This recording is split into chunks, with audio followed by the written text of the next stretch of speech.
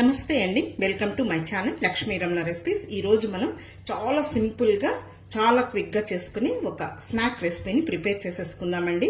మామూలుగా tea time snack గా చాలా బాగుంటుంది. లేదు పిల్లలు స్కూల్ నుంచి కాలేజ్ నుంచి వచ్చినప్పుడు ఈ విధంగా మనం ఒక 5 నిమిషాల్లో ఈ స్నాక్ ని చేసి పెట్టొచ్చండి. మామూలుగా మనం రోజు తినే బజ్జీ బోండా అలా కాకుండా ఈసారి మీరు ఈ విధంగా కొంచెం డిఫరెంట్ గా ట్రై చేసి చూడండి, చాలా బాగుంటుందండి. అదే అండి, బ్రెడ్ తో బజ్జీ అన్నమాట. ఈ విధంగా చేసేసుకొని టమాటో కెచప్ తో తిన్నా, లేదు మీకు ఇష్టమైన చట్నీతో తింటే కూడా చాలా బాగుంటుందండి. అందరికి కూడా చాలా బాగా నచ్చుతుంది. కాబట్టి ఈ రోజు మనం ఈ బ్రెడ్ తో కొంచెం డిఫరెంట్ గా ఈ బజ్జీని ఎలా ప్రిపేర్ చేసుకోవాలో కావలసిన పదార్థాలు, తయారీ విధానం ఒకసారి చూసేద్దామండి.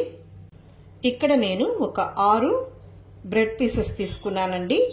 ఒక బ్రెడ్ పీసెస్ ని చూడండి ఒక 4 ముక్కలు వచ్చేటట్టు కట్ చేసి పెట్టేసుకున్నాను. ఇప్పుడు ఒక మిక్సింగ్ బౌల్ తీసేసుకొని ఒక మీడియం సైజ్ కప్పు శనగపిండి వేసేసుకుందాము. ఇప్పుడు ఇందులోకి ఒక పెద్ద ఉల్లిపాయని చిన్న ముక్కలుగా కట్ చేసి వేసేసుకోవాలి. 2 పచ్చిమిరపకాయని చిన్న ముక్కలుగా కట్ చేసి వేసేసుకోవాలి.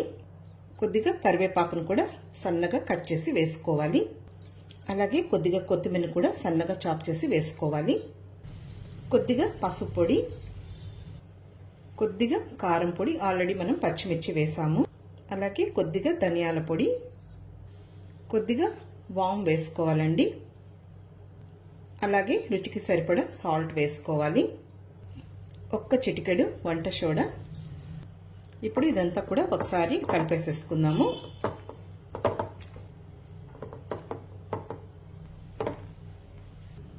ఇప్పుడు ఇందులో నీళ్లు వేసేసుకొని పిండిని కలిపేసేసుకోవాలి.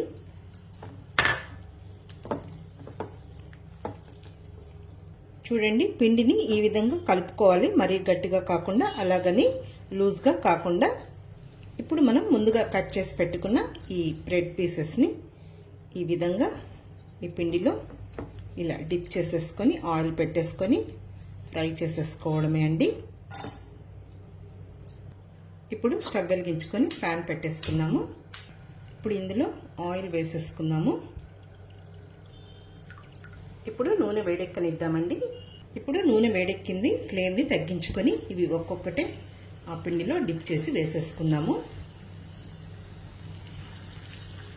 మీరు బ్రెడ్ని కావాలంటే ఒక్కదాన్ని 2గా కూడా కట్ చేసి వేసుకోవచ్చండి, లేదు ఇలా కూడా కట్ చేసి చేసేసుకోవచ్చు, అది మీ చాయిస్ అండి. ఇప్పుడు ఇంకొక సైడ్కి తిప్పేసుకుందామండి. హై ఫ్లేమ్ పెట్టామంటే త్వరగా కలర్ వచ్చేస్తాయి అన్నమాట. అందుకే ఫ్లేమ్ని మనం అడ్జస్ట్ చేసుకుంటూ ఈ విధంగా ఫ్రై చేసేసుకోవాలి.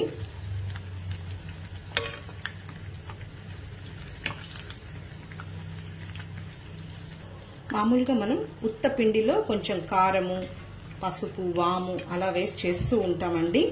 కానీ ఈ విధంగా మనం కొంచెం ఉల్లిపాయ, పచ్చిమిర్చి, కరివేపాకు, కొత్తిమీర ఇవన్నీ వేసి ఇలా మనం బ్రెడ్తో బజ్జీ చేసుకుంటే టేస్ట్ అనేది చాలా బాగుంటుంది. ఈవినింగ్ స్నాక్ చాలా క్విక్గా అయిపోతుందండి. ఇప్పుడు 2 వైపులా మనకు మంచి కలర్లో ఫ్రై అయిపోయింది, తీసేసుకుందాము. ఒక ప్లేట్లో నాప్కిన్ వేసేసుకొని టిష్యూ పేపరు ఆయిల్ అంతా ఈ విధంగా డ్రైన్ చేసేసి వేసేసుకుందాము. అంతే అండి. ఇంకా ఇదే విధంగా ఆ మిగిలిన పిండినంతా కూడా చేసేసుకోవాలి. చూడండి, మంచి కలర్లో ఫ్రై అయ్యాయి కదా అండి.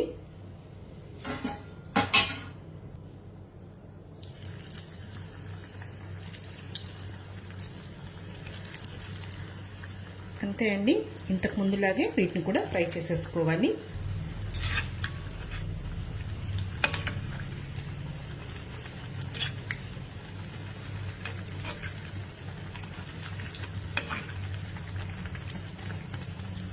ఓకే అండి, ఇవి కూడా వేగిపోయాయి, తీసేసుకుందాము.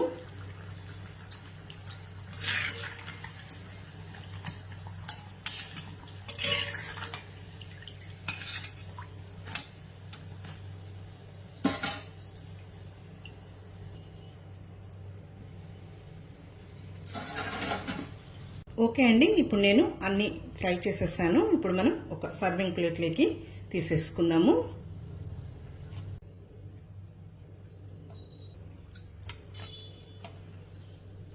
మామూలుగా మనం ఎప్పుడు ఆనియన్ బోండాను, మిర్చి బజ్జీను, పొటాటో బజ్జీను, బనానా బజ్జీ అలా తింటూ ఉంటాం కదా అండి.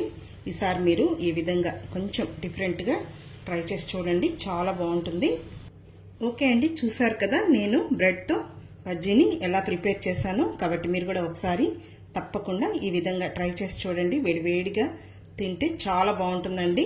మీకు ఇష్టమైన చట్నీతో కూడా తినొచ్చు, లేదు టమాటో కెచప్తో కూడా చాలా బాగుంటుందండి. రోజు తినే బోండా బజ్జీ అలా కాకుండా మీరు ఈసారి ఈ విధంగా ట్రై చేసి మళ్ళీ ఎలా వచ్చిందో కామెంట్ చేయండి.